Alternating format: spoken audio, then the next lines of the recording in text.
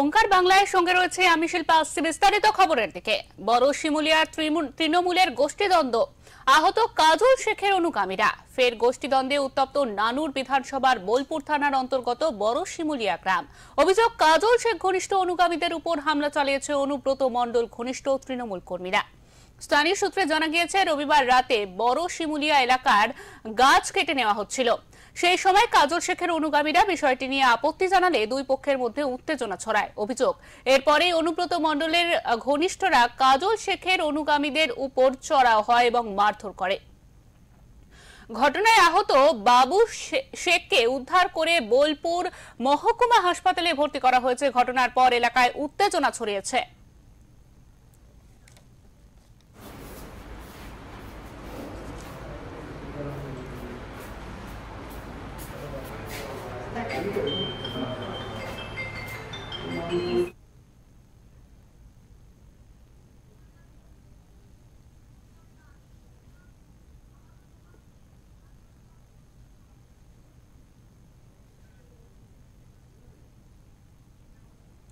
আমাদের সঙ্গে ইতিমধ্যে রয়েছেন টেলিফোন লাইনে আমাদের প্রতিনিধি প্রীতম দাস। প্রীতম, আবারও কিন্তু সেই অভিযোগ উঠছে, বলা যায় কাজল শেখ এবং অনুব্রত মণ্ডলের দীর্ঘদিনের যে বিবাদ, সেই বিবাদ আবারও কিন্তু সামনে আসছে। তাদের ঘনিষ্ঠ যারা রয়েছে তাদের মধ্যে বিভিন্ন সময় উত্তেজনা সৃষ্টি হয়েছে, আবারও সেই উত্তেজনা দেখা যাচ্ছে। ঘটনাটি কি ঘটেছে আমাদের বিস্তারিতভাবে জানাও।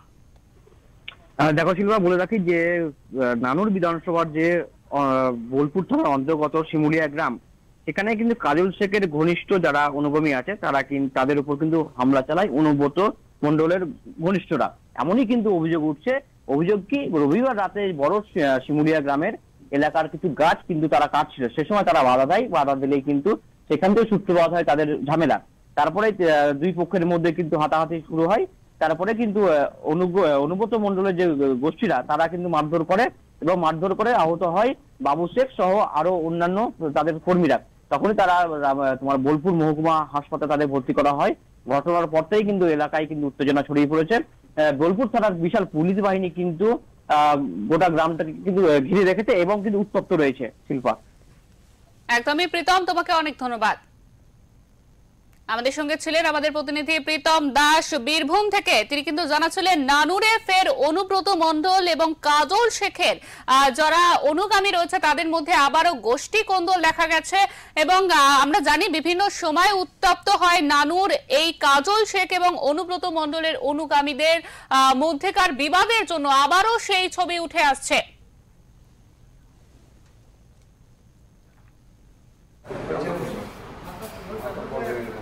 সেই গায়ে রাতের বেলায় নিয়ে যাই, আমি প্রতিবাদ করি যে তো রাতে গাছ কিসের জন্য নিয়ে গেছিল, কোথায় নিয়ে যাবে, তাই এরকম মারধর কারা করেছে?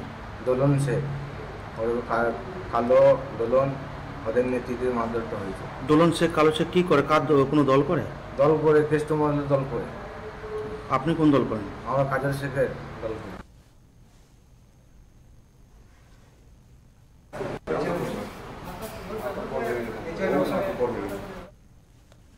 আপনারা সেই ছবি দেখতে পাচ্ছেন ইতিমধ্যে।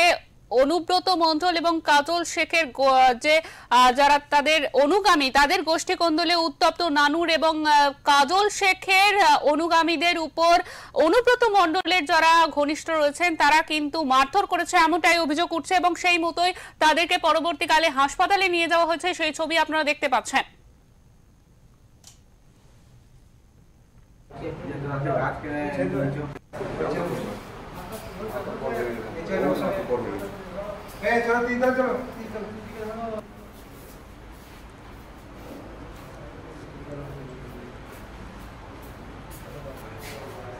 আপনারা ইতিমধ্যে জানেন তৃণমূলের গোষ্ঠী কন্দলে একেবারে জর্জরিত নানুর, এবং সেখানে কিন্তু এই প্রথমবার নয়, বারবার এই গোষ্ঠী কন্দল দেখা গেছে। বিশেষ করে অনুব্রত মণ্ডল এবং কাজল শেখ, এই দুই নেতার অনুগামীদের মধ্যেই বিভিন্ন সময় বিভিন্ন বাগবিতণ্ডায় জড়িয়ে পড়ে তাদের অনুগামীরা, এবং তা থেকেই সৃষ্টি হয় বিভিন্ন বলা যায় একেবারে মারপিট দাঙ্গা এবং তারপরে সেখানে সাধারণ মানুষও ইতিমধ্যে ভীষণভাবে তারা আতঙ্কিত, কারণ এই দলের নেতাদের মধ্যে নিজেদের মধ্যে মারপিটের কারণে সেখানকার পরিস্থিতি উত্তপ্ত হচ্ছে।